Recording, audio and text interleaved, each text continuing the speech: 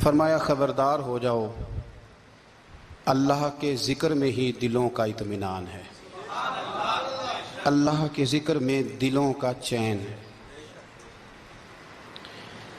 لوگ بہت سارا مال، بہت ساری دولت، بہت ساری عقل اور بہت سارا شعور ہونے کے باوجود بے سکون ہیں۔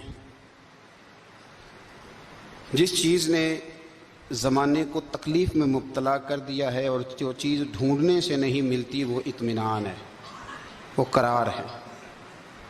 لوگ بھیک مانگتے ہیں، منت کرتے ہیں، دہائی دیتے ہیں کہ کہیں سے سکون کی دولت مل جائے، لیکن وہ میسر نہیں آ رہی۔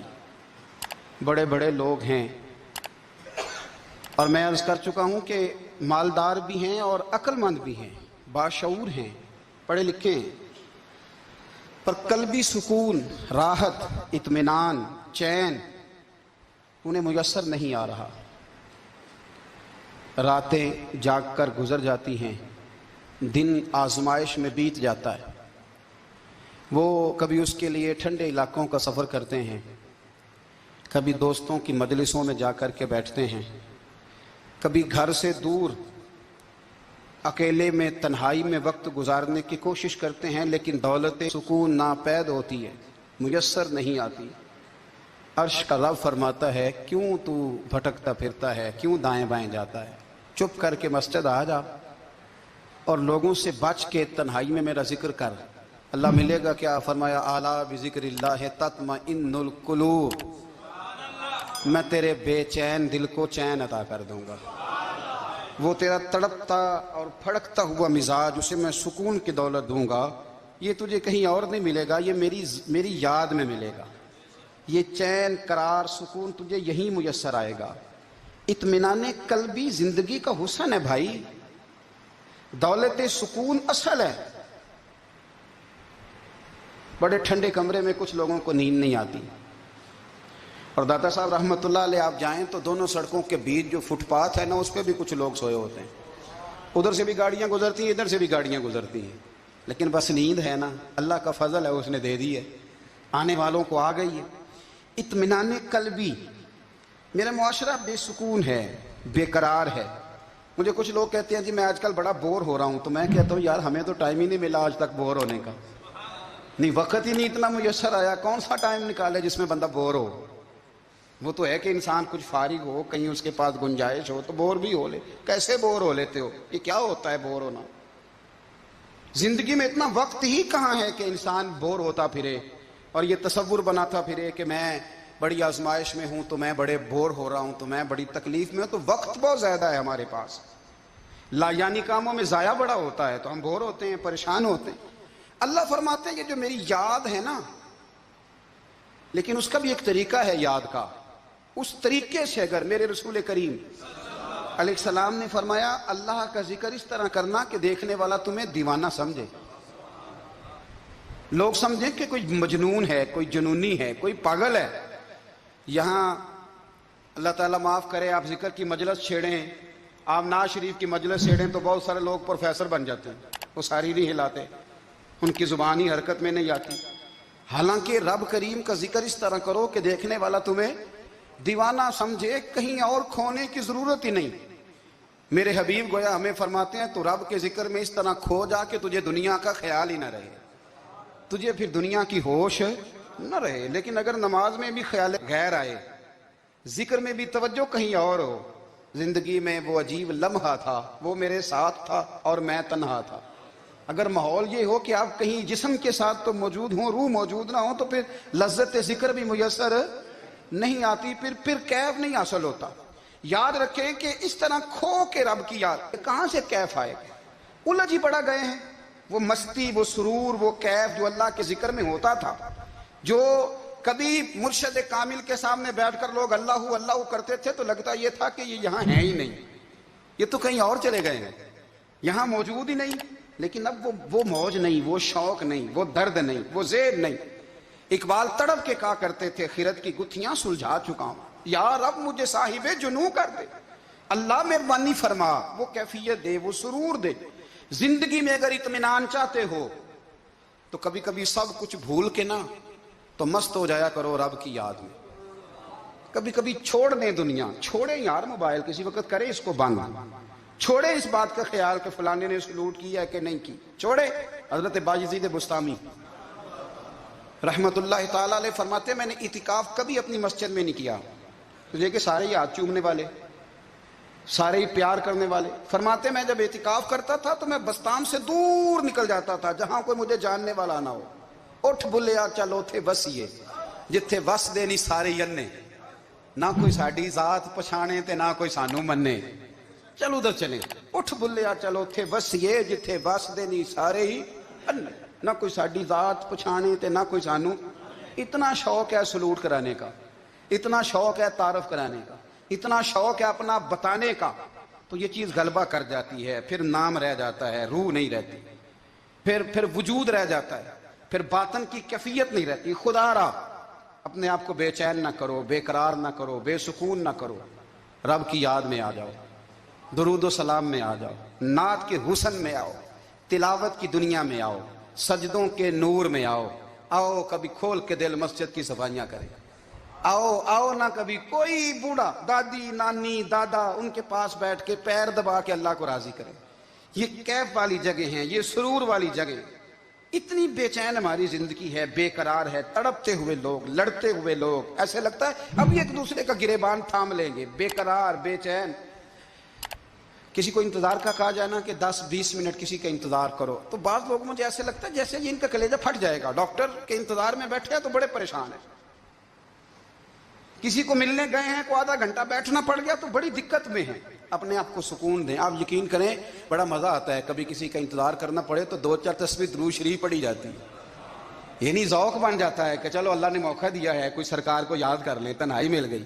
ہمارا مزاج جس سختی کا شکار ہے وہ سختی آہستہ آہستہ ہمیں زیادہ آزمائش میں ڈال دے. تو میرے بھائی زندگی میں اطمینان حسن ہے, اور وہ سب سے زیادہ اللہ کی یاد میں ملتا ہے.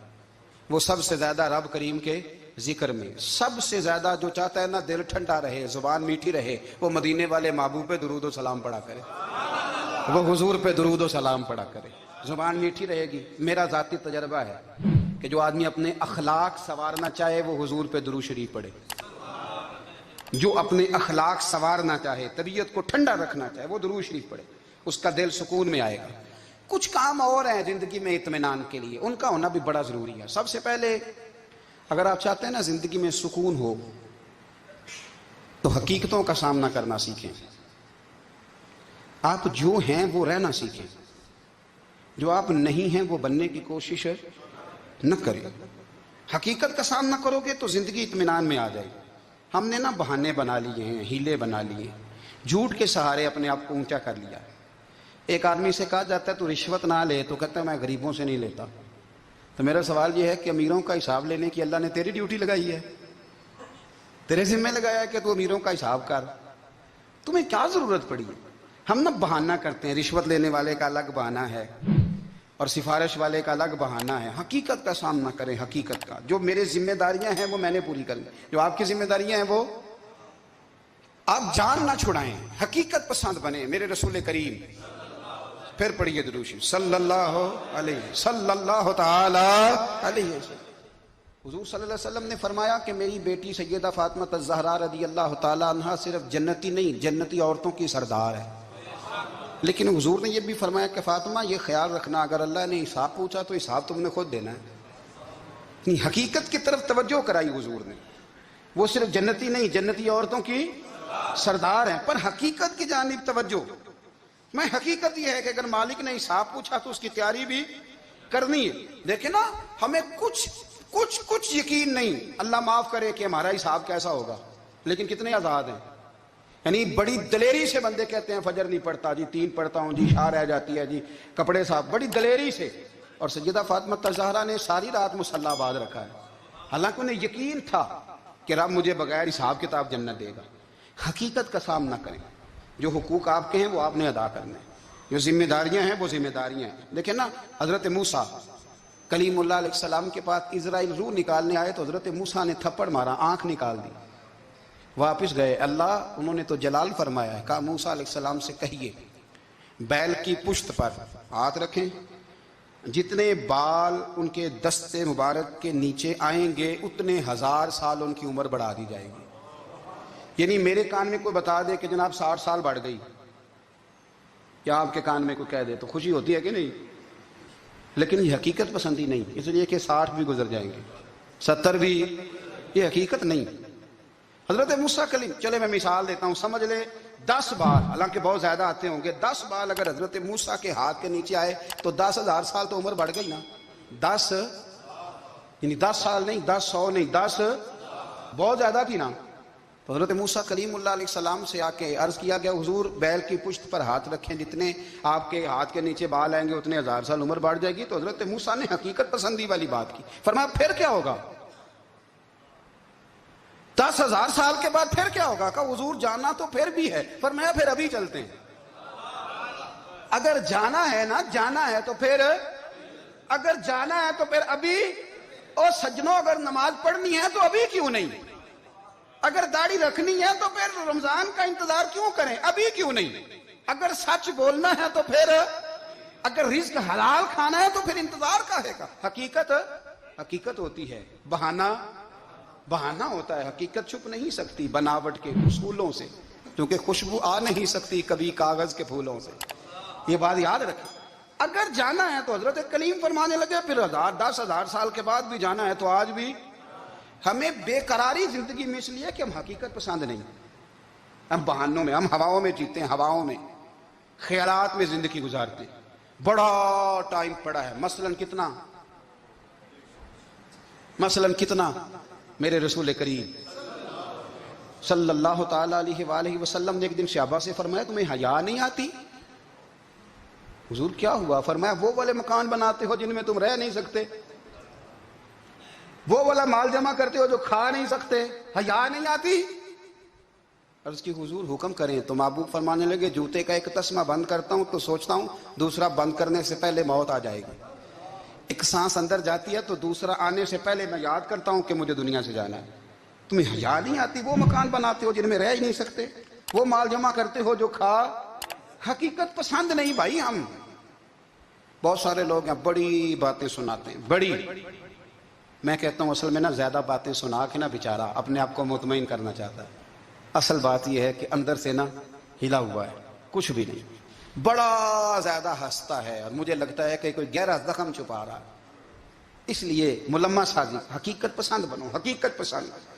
یاد رکھنا من ترک صلاۃ متعمدا فقد کفر، میرے رسول نے حقیقت بیان کی، فرمایا جس نے ایک نماز بھی جان بوجھ کے چھوڑی اس نے رب کے رب ہونے کا انکار کیا، اس نے کفران نعمت کیا۔ یہ حقیقت ہے، کوئی کلیریفیکیشن نہیں، کوئی وضاحت نہیں۔ جو نماز نہیں پڑھتا جھوٹ بولتا ہے، غلط بیانی کرتا ہے۔ جو شخص رزق حرام کما کے کہتا ہے کہ اس کے بغیر گزارا نہیں چلتا، وہ جھوٹ بولتا ہے، اس لیے کہ رب فرماتا ہے جب تجھے پیدا کیا تو تیرا رزق میرے ذمہ ہے۔ اللہ فرماتا ہے کہ لا یکلف اللہ نفسا الا وسعها، میں کسی پر وہ بوجھ نہیں ڈالتا جو اٹھا نہ سکے۔ نماز فرض کیا اس کا مطلب ہے ہم پڑھنے کے قابل ہیں، اس نے ہمارے ذمہ داریاں لگائی ہیں تو مطلب یہ ہے کہ ہم ذمہ داریاں ادا کرنے کے قابل ہیں، ورنہ وہ کہتا ہے میں وہ بوجھ ڈالتا ہی نہیں جو تجھ سے اٹھایا نہ جائے۔ اگر چاہتے ہو کہ زندگی میں اطمینان ملے تو خدا را حقیقت پسندوں والی زندگی گزارو۔ یہ فضاؤں میں زندہ رہنا، ہواؤں میں، اللہ بڑا معاف کرنے والا ہے، اللہ بڑا کریم ہے، معاف کر دے گا، تو بھئی یہ بات صحابہ کو بھی پتا تھی، یہ اہل بیت کو بھی خبر تھی، تو وہ تو ایک ایک بات کا لحاظ کرتے تھے۔ یہ غوث اعظم کو بھی پتا تھی، یہ ان کے والد کو بھی پتا تھی، جنہوں نے کسی کا ایک سیب کھا لیا تھا تو 12 سال اس کے گھر میں نوکری کرتے رہے، انہیں نہیں پتا تھا اللہ بڑا کریم ہے، معاف کر دے گا، ایک سیب ہی ہے نا۔ تو حقیقت پسندی آپ کو سکون دے گی۔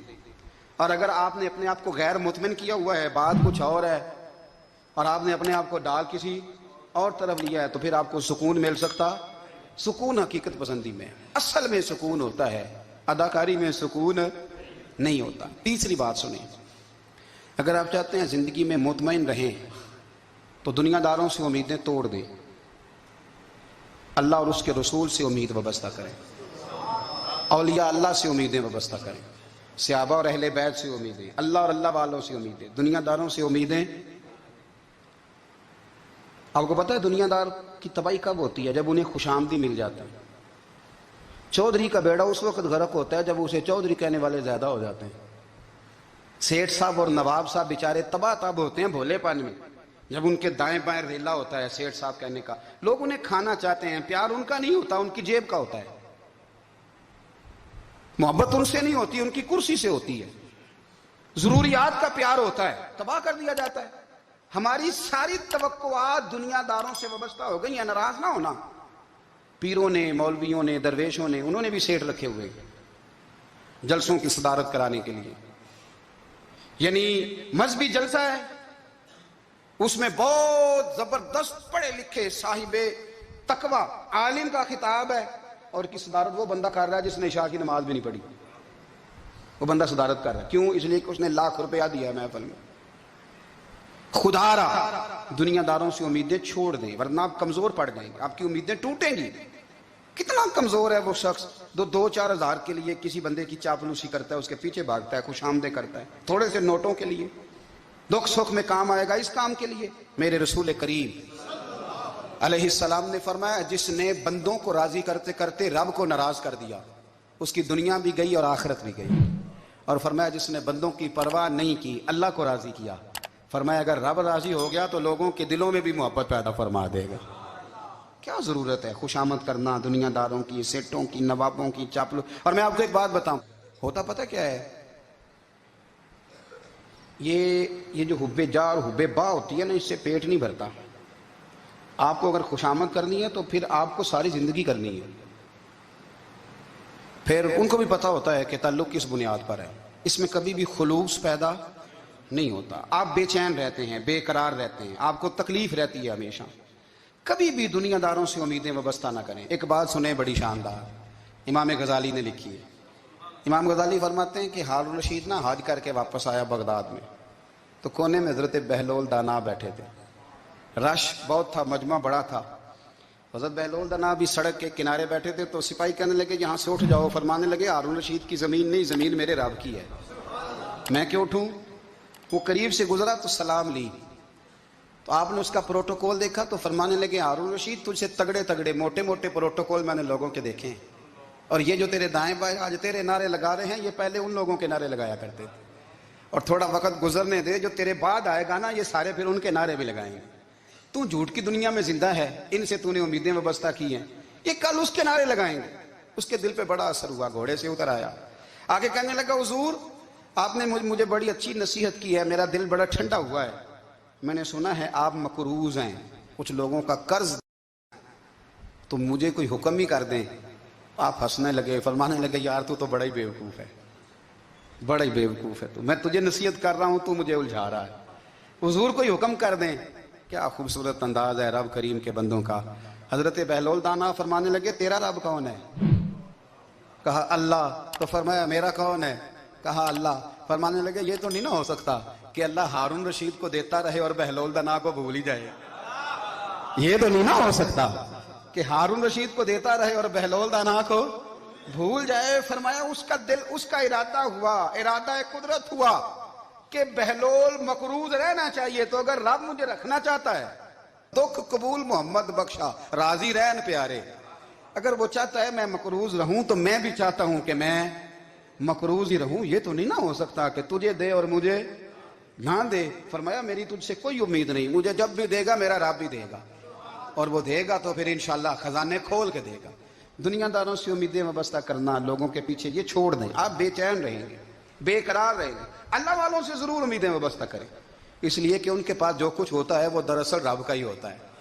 लेकिन सेठों से, नवाबों से, सियासतदानों से बाज आ जाए, हमारी बड़ी उम्मीदें वाबस्ता हैं। मैं अक्सर कहता हूं, जितने फेरे नौकरी के लिए दुनियादार के दरवाजे पे लगाए हैं ना, इससे कम दफा मस्जिद में नफल पड़े होते तो रब उतनी बड़ी मेहरबानी फरमा देता। तीसरी बात यह याद रखें, अगर सुकून लेना चाहते हैं ना, अगर सुकून लेना चाहते हो ना, तो लोगों को डिस्कस करना बंद कर दो। किसको अल्लाह ने कितने पैसे दिए हैं वो जाने और अल्लाह जाने, किसको अल्लाह ने कितनी गाड़ियां दी हैं वो जाने, और लोगों को डिस्कस करना जी। यानी मैं एक जगह बैठा था, तो एक साहब गाड़ी वाला गुजरा, गाड़ी में बैठ के, उसका पड़ोसी था, कहता मुंह है कार वाला। मैं क्या ਉਹਦਾ ਤੇ ਹੈ ਤਾਂ ਹੀ ਬੈਠਾ ਹੈ, ਤੇ ਹੁਣ ਮੈਂ ਕਿਹਾ ਉਹ ਸਮਝਾਣਾ ਸੀ ਨਾ ਉਹਨੂੰ, ਮੈਂ ਕਿਹਾ ਤੂੰ ਤੇ ਮੈਂ ਹਿਸਾਬ ਲਾਈਏ ਵੀ ਸਾਡੇ ਕੋਲ ਕੋਈ ਨਹੀਂ, ਉਹਦਾ ਤੇ ਹੈ لیکن نا اللہ نے اسے دی ہے نا، تو اللہ نے چاہا نا وہ کار میں بیٹھے، تو اس نے پھٹے پہ بیٹھ کے یہ تبصرہ کیا کہ منہ ہے کار والا، میں کبھی وہ داتے ہے تاں کار رہے تھے۔ اب مجھے تجھے اندازہ لگانا چاہیے کہ ہم کیا یہ بحث ہے، یعنی اللہ کو چاہیے تھا معاذ اللہ کے پہلے تم سے پوچھتا ہے کہ اسے کار دینی ہے کہ نہیں، کیا مطلب فضول بحث ہے۔ وہ چیز ہمیں اتنا تنگ کرتی ہے، اتنی تکلیف دیتی ہے کہ آپ یقین کریں سارا دن اسی کو ڈسکس کرتے ہیں، سارا دن۔ اس کے پاس گاڑی ہے، اس کے پاس کار ہے، فلانے کا پیسہ 1 نمبر ہے، فلانے کا 2 نمبر ہے، فلانے کا 6 نمبر ہے۔ اصل بات کے اندر حسد ہے، اس کو نکالو۔ ایک بات کہنے لگا ہوں، اسے یاد رکھنا، میرے اعلیٰ حضرت رحمۃ اللہ علیہ فرمایا کرتے، حسد کرنے والا بندوں پر اعتراض نہیں کرتا، اللہ پر اعتراض کرتا۔ وہ کہتا ہے اللہ اسے کیوں دیا ہے، اتنا کیوں دیا ہے، معاذ اللہ وہ اللہ کی تقسیم پر اعتراض کرتا ہے۔ حسد کرتے ہو بے چین رہو گے، حسد آپ کے دل کو تڑپا کے رکھ دے، چھوڑے۔ اللہ بڑا کریم ہے، جس کو جہاں چاہتا ہے وہاں بٹھا دیتا ہے۔ آپ قطعاً اس بحث میں نہ پڑے کہ اللہ نے کس کو کتنا دیا ہے، کب دیا ہے، کیوں دیا ہے، وہ بڑا بے نیاز ہے۔ حسد آپ کو تباہ کرے گا۔ دنیا میں پہلا گناہ جو ہوا تھا وہ حسد تھا۔ ابلیس نے حضرت آدم سے حسد کیا، کہنے لگا میں بہتر ہوں، سرداری اس کو مل رہی ہے، یہ تو اللہ کو پتہ ہے نا کس کو دینی ہے۔ اور دنیا میں پہلا قتل حسد کی وجہ سے ہوا، حابیل قابیل کے درمیان حسد کا معاملہ تھا۔ خاتون کا نکاح اس سے کیوں ہو رہا ہے، مجھ سے ہونا چاہیے۔ حسد تباہی کرتا۔ اب یقین کریں، یعنی دکاندار کے سامنے دوسری دکان پڑتی ہے اور پریشان ہو جاتا ہے، وہ کہتا ہے میرا کیا بنے گا، لا حول ولا قوت الا باللہ العلی العظیم۔ یعنی تیرا کیا خیال ہے کہ تیرے حصے کی روٹی وہ کھا جائے گا، اتنا چھوٹا دل، یعنی تیرا موقف یہ ہے کہ تیرے حصے کا نصیب اس تک چلا جائے گا، یہ تیری خواہش ہے۔ ایک دوسرے کی کمزوریاں بیان کرنا، اس کا تو مال ہی ناقص ہے جی، اس کے تو پاس ہی کچھ نہیں، یہ تو کمزور لوگوں کا طریقہ ہے۔ میرے رسول کریم علیہ الصلوۃ والسلام گزر رہے تھے، پت جھڑ کا موسم تھا، خزاں کا موسم تھا، درختوں کے پتے جھڑ رہے تھے، صحابہ کو ساتھ لے کے حضور گزرے اور ایک درخت کی ٹہنی کو پکڑ کے حضور نے ہلایا۔ صحابہ فرماتے ہیں کہ چھم چھم اس کے پتے گرے، زمین پر ڈھیر لگ گیا۔ حضور نے فرمایا دیکھا تم نے کیا ہوا؟ حضور ہاں۔ فرمایا کتنی تیزی سے پتے جھڑے ہیں، صرف تنا رہ گیا ہے اور خالی ٹہنیاں رہ گئی ہیں، کوئی حسن بچا ہے؟ حضور نہیں۔ نبی کریم فرمانے لگے جو حسد کرتا ہے نا، اس کی نیکیاں بھی اسی طرح جھڑ جاتی ہیں، اسی طرح۔ اور ایک جگہ حضور فرمانے لگے جس طرح راکھ لکڑی کو آگ کھا جاتی ہے، جس طرح لکڑی کو آگ، جب آگ کھا جائے تو پھر لکڑی کو لکڑی نہیں کہا جاتا، راکھ کہا جاتا ہے، کوئلہ کہا جاتا ہے، اس کی اصل باقی یعنی اسے کھائی جاتی ہے۔ تو حضور علیہ الصلوۃ والسلام فرمانے لگے جس طرح آگ لکڑی کو کھا جاتی ہے، فرمایا اسی طرح حسد نیکیوں کو کھا جاتا ہے، نیکیاں رہتی نہیں۔ حسد کرنے والے کے پاس نیکیاں یعنی ان کی اصل شکل موجود، کبھی بھی حسد نہیں کریں۔ اللہ کی تقسیم ہے، جس کو چاہے جب چاہے جتنا چاہے عطا کرے۔ اور چوتھی بات میرے بھائی، کبھی بھی بغض نہ پیدا کریں۔ بغض والے لوگ بے سکون رہتے ہیں۔ بہت ساری کمزوریاں ہمارے اندر ہوتی ہیں نا، پھر اللہ ہماری روزی تو نہیں نہ بند فرماتا، یہ تو نہیں کہتا کہ زمین سے نکل جاؤ۔ اگر یہی والا معاملہ ہو جو ہمارا ہے کہ فو شادی پہ اس نے میرے ساتھ برا سلوک کیا تھا، اب ساری زندگی بغض رکھنا ہے، اگر یہی معاملہ فرشتے اللہ کی بارگاہ میں کہیں کہ یا اللہ اس نے فلانے دن شراب پی تھی، اب اس کو زمین میں نہیں رہنے دینا، نظام زندگی چلے گا؟ تو اگر اللہ ہمیں معاف کرتا ہے تو ہم بندوں کو معاف کیوں نہیں کرتے؟ اب یقین کریں اتنی لمبی عداوتیں، اتنا لمبا حسد، اتنا لمبا بغض، اتنا لمبا۔ حدیث میں نے پڑھی، میں حیران رہ گیا۔ میرے نبی کریم علیہ الصلوۃ والسلام نے فرمایا اپنی بیوی سے کبھی بغض نہ رکھنا، اگر اس کی ایک بات ناپسند ہو تو اسے چھوڑ کے وہ بات دیکھو جو تمہیں پسند ہے۔ میں اس حدیث کو پڑھ کے سوچنے لگا کہ کیا بیوی کا بھی بغض رکھتے ہیں لوگ؟ اب حضور نے کہا ہے تو اس کا مطلب ہے لوگ بیوی کا بغض بھی رکھتے ہیں۔ اب اس پر استدلال کر کے مجھے کہنا پڑے گا کہ سسرال والوں کا بغض بھی رکھتے ہیں، کہنا پڑے گا کہ بھائی کے سسرال والوں سے بھی بغض رکھتے۔ اس حدیث کی روشنی میں سمجھا کہ لوگ بھابھی کا بغض بھی بغض رکھتے ہیں، بغض، ورنہ عادتیں تو ہماری بھی کئی بری ہوتی ہیں۔ اگر عادات ایک وجہ بنے اختلاف کی تو عادتیں تو ہماری بھی کئی بری ہیں، لیکن ہم اپنی بری عادتوں سمیت اپنے آپ سے پیار کرتے ہیں، اور سامنے والے کی ایک بھی عادت بری ہو تو اس سے بغض رکھتے ہیں۔ بغض نہ پیدا کریں۔ میرے نبی پاک علیہ الصلوۃ والسلام نے فرمایا کچھ چیزیں تمہارے دین کو مونڈ ڈالیں گی، تباہ کر دیں گی، کاٹ دیں گی۔ حضور کون سی؟ فرمایا حسد، تکبر اور بغض یہ تمہارے دین کو تباہ کر دے۔ ہم بے چین اس لیے ہیں کہ ہم نے بہت سارے لوگوں کا بغض پالا ہوا ہے، اور ہر فیلڈ میں سیاستدان نے سیاستدان کا، ذاتیات پر اتر کے بات کرتے ہیں، معزز ترین لوگ، تاجر نے تاجر کا، الا ماشاء اللہ بعض جگہ پہ اہل علم بھی ایک دوسرے سے عداوت رکھتے ہیں۔ خدا را دل رب کریم کے آنے کا ٹھکانہ ہے، یہ صاف ہوگا تو اس میں رب رسول کے جلوے ہوں گے، اگر اس میں عداوت ہو، اس میں بغض ہو، اس میں کینہ ہو، نفاق ہو، سنیں میرے رسول کریم حضرت ابو بکر صدیق رضی اللہ تعالیٰ عنہ کہتے ہیں میں رو ہی پڑا۔ مکہ فتح ہوا نا تو اکرمہ بن ابو جہل نے پیغام بھیجا کہ میں نا کلمہ پڑھنے کے لیے آ رہا ہوں۔ وہ بات لمبی ہے، میں موضوع پہ رہنا چاہتا ہوں۔ کہتے ہیں جب وہ آنے لگا نا تو نبی پاک نے ہم سب کو بلایا، ہم حاضر خدمت ہوئے تو حضور فرمانے لگے کہ اس کے باپ نے نا بڑا ظلم کیا ہے ہمارے ساتھ، ابو جہل نے بڑا ستایا ہے، بڑی تکلیف دی ہے۔ آپ مجھے بتلائیں کہ وہ ایک دفعہ کسی شادی پہ بحث ہوتی ہے بیوی کے بھائی کے ساتھ، پھر ساری زندگی اس بیچارے کو معافی، وہ 10 دفعہ گھر آتا ہے معافی مانگنے پر سوال ہی نہیں پیدا ہوتا، میں او ہو مجھے ہی کہہ دیا، یعنی پھر میں مجھے ہی کہہ دیا آپ نے، اور میری شان میں بے ادبی، اور پھر میں معاف کر دوں؟ توبہ توبہ توبہ، یہ کیسے ہو سکتا ہے؟ میری ناک نیچی ہو جائے گی، اور آپ نے مجھے کہہ دیا، سوال ہی نہیں پیدا ہوتا۔ اور یہ رونا میں اکثر ہوتا ہوں کہ شادی والے دن داماد صاحب کا زیادہ دماغ خراب ہوتا ہے، جب چھوٹی سالی کی شادی ہوتی ہے نا اس دن اس کو بخار چڑھتا ہے، کوئی اس کو کان میں کہتا ہے تیری عزت نہیں کر دے، اس دن اس کا دماغ خراب ہو جاتا ہے، بچے اٹھا کر نکل آتا ہے، وہ بیچارہ سسر منتیں کر رہا ہوتا ہے کہ تیری مہربانی آ جا، یہ عزت کرا رہا ہے۔ تو میں نے کہا احتجاج کر کے جو عزت کرائی جاتی ہے وہ عزت نہیں ہوتی۔ ہاں یہاں مانگ کے عزت لیتے ہیں لوگ، یا احتجاج کی کوئی عزت ہے؟ آپ کے اندر کمالات اتنے ہوں کہ آپ کی عزت کرنے کو دل چاہے، یعنی مزہ آئے، یعنی لطف آئے، یعنی آپ دور بیٹھے ہوں تو کسی کا دل کرے آپ کو اسٹیج پہ بلانے کے لیے۔ یہ کیا بات ہوئی کہ چھائے جانا اور بھاگ کے آگے جانا؟ ان سے نکلیں۔ اکرمہ بن ابو جہل کلمہ پڑھنے کے ارادے سے آ رہے ہیں، حضور علیہ السلام نے صحابہ کو بلایا، کتنی زیادہ دعوت رکھی جا سکتی تھی معاذ اللہ؟ کب سے وہ چلا تھا ظلم کرنے، اور اس کے بعد اس کا بیٹا شروع ہو گیا، کتنی باتیں تھیں جو ناقابل معافی تھیں، پر کریم رسول نے ہمیں بتلایا ہے کہ سکون والی زندگی کہتے کس کو ہے؟ جب سب لوگ جمع ہو گئے تو حضور نے فرمایا بھئی وہ کلمہ پڑھنے آ رہا ہے، اس کے باپ نے ظلم بڑے کیے ہیں، پر میری نصیحت یہ ہے کہ اس کے سامنے اس کے باپ کو کوئی برا نہ کہے، خبردار کوئی اس کے سامنے کوئی بات نہ کرے، اب وہ کلمہ پڑھنے آ رہا ہے، مطیع ہو کے آ رہا ہے، بان کے آ رہا ہے۔ کہتے ہیں اللہ کے رسول نے نا کافی دیر تک خطبہ دیا، بریفنگ دی، بات سمجھائی، جناب صدیق اکبر کہتے ہیں میں رو پڑا۔ ایک صحابی مجھے کہنے لگے تمہیں کیا ہوا؟ تو میں نے کہا میں مصطفیٰ کی رحمت پہ رو رہا ہوں، دیکھو کن کے لیے حضور گراؤنڈ بنا رہے ہیں، اے دیکھو کن کے لیے حضور تیاری کر رہے ہیں، جنہوں نے ساری زندگی دشمنی کی۔ خدا را یہ اندر سے عداوتیں نکال پھینکو، او بھائی اتنا تو لمبا ٹائم ہی کوئی نہیں، اتنا تو وقت ہی کوئی نہیں، اس کو صاف رکھو، بندہ کوئی کر بھی گیا تو کوئی حرج نہیں، چنگی مندی سجنا کھولو 100 باری ہو جاندی، یار یاراں دا گلا نہیں کر دے، اصل پریت یار یاراں دا جڑا گلا کردا تے یار نہیں جی ہوندا، ہاں پکی بات، پکی پیڑی۔ میرا ایک سنگی مجھے آ کے آنے لگا فلانی جگہ بندہ یہ بات کر رہا تھا، میں کہ تو اوتھے ہی سے سوندا سے تم ہی نال ہی سے، میرا تو سجن بات سن ہی نہیں سکتا، چنگی مندی سجنا کولو 100 باری ہو جاندی، یار یاراں دا گلا نہیں کر دے، اصل پریت جنہ دی۔ ہاں جو بندے پھر ہوتے اس طرح کے ان کے لیے بھی میاں صاحب نے کہا ہے، ان کے لیے بھی میاں صاحب نے کہا ہے، ان کے لیے بھی آپ نے بات ارشاد فرمائی ہے۔ آپ نے فرمایا چنگا ہویا لڑ نیڑیوں چھٹا کتے عمر نہیں لنگی ساری، بے قدران دی یاری کولوں توبہ لکھ لکھ باری، او چنگا ہویا لڑ نیڑیوں چھٹا کتے عمر نہیں لنگی ساری۔